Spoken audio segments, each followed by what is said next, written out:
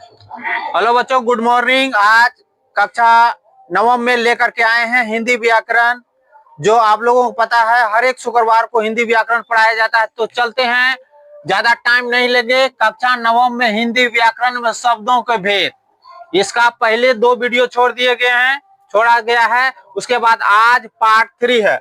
अब देखिए, बनावट या रचना की दृष्टि से कोई भी शब्द होगा या बनावट या रचना की दृष्टि शब्द के कितने भेद होते हैं। ऑब्जेक्टिव में पूछता है तो पूछेगा बनावट या रचना की दृष्टि से शब्दों के कितने भेद। 3 भेद होते हैं, ध्यान से समझिए। अब क्या है, 3 कौन कौन है? रूढ़ शब्द, यौगिक शब्द, उसके बाद है योग रूढ़ शब्द। अब देखिए, इसी चीज को यहाँ मैंने लिखा है, इसको प्रश्न बना दिया गया। अब क्या, रूढ़ किसे कहते हैं, या रूढ़ बोलो या रूढ़ शब्द किसे कहते हैं? जिन शब्दों के खंड यानी टुकड़ा खंड किए जाने पर कोई अर्थ ना निकले। मान लो कोई भी शब्द है, जैसे मैंने यहाँ लिखा है नाक, ये दोनों का अलग किया है, नो और क। इसका ना का अर्थ क्या निकलता है? कोई अर्थ नहीं निकलता। और क का कोई अर्थ निकलता है?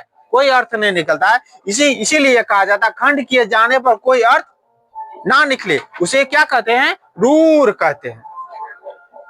उदाहरण में नाक लिखा हुआ है, इसको अलग कर दिए हैं। फिर इधर लिखा हुआ मग, ये दोनों को भी अलग कर दिया। मो का भी अर्थ नहीं निकलता है और गो का भी अर्थ नहीं निकलता है। उसके बाद चलते हैं प्रश्न में। फिर यौगिक शब्द किसे कहते हैं?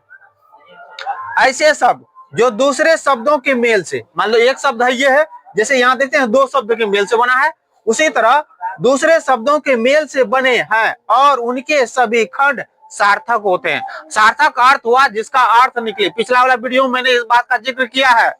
और सार्थक होते हैं उन्हें यौगिक कहते हैं। उसके बाद उदाहरण में देखिए, घुड़सवार ना कहता है घोड़े पे होके सवार, इसीलिए घोड़ा का अर्थ निकलता है कि पता है कि ये घोड़ा है। और सवार यानी घोड़े पे जो व्यक्ति सवार है, इसलिए लिखे हैं 2 शब्द है, घोड़ा और सवार, दोनों का अर्थ निकलता है, इसीलिए वहां लिखे हैं सार्थक होते हैं। अब उसके बाद है विद्या सागर, इसका भी अर्थ नहीं, विद्या और सागर। उसके बाद हिमालय, हिम और आलय। उसके बाद विद्यालय, विद्या जोर आलय। समझ में आया? और इत्यादि बहुत सारे वर्ड हैं। उसके बाद क्या है, योग रूढ़ शब्द किसे कहते हैं? ऐसे यौगिक शब्द जो साधारण अर्थ को छोड़कर विशेष अर्थ ग्रहण कर लेता है। मान लो कोई भी ऐसा चीज है जो साधारण अर्थ छोड़ करके क्या करेगा? विशेष अर्थ ग्रहण कर लेगा। अब देखिए उदाहरण में, पंकज का अर्थ क्या होता है? कमल। यानी कमल हमेशा कहाँ खिलता है? कीचड़ में, पता है ना। इसीलिए पंकज का अर्थ क्या होता है? कमल। ये विशेष अर्थ है।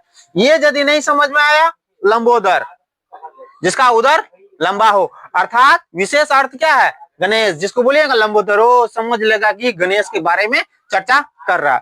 उसके बाद है चक्रपाणी। विष्णु को देखिए हाथ में चक्र रहेगा, चक्र को छोड़ देगा, इसीलिए उसका नाम है चक्रपाणी, अर्थात विष्णु। इसका विशेष अर्थ निकलता है विष्णु। उसके बाद क्या है? उसके बाद कह सकते हैं नीलकंठ, उसका अर्थ क्या निकलता? शंकर।